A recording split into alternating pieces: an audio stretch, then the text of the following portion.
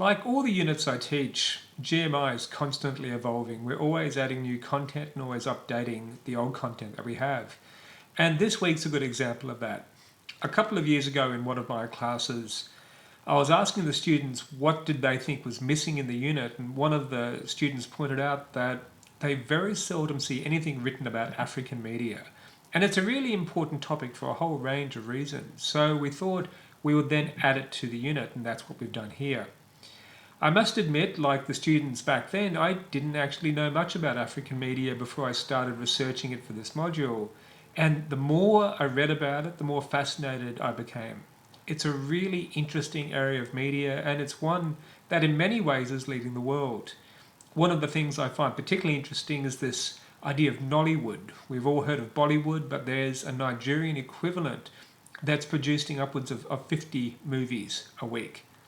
So hopefully you'll find this content really interesting. We're at the point in the semester where I think people's attention is beginning to get diverted, particularly towards assessment.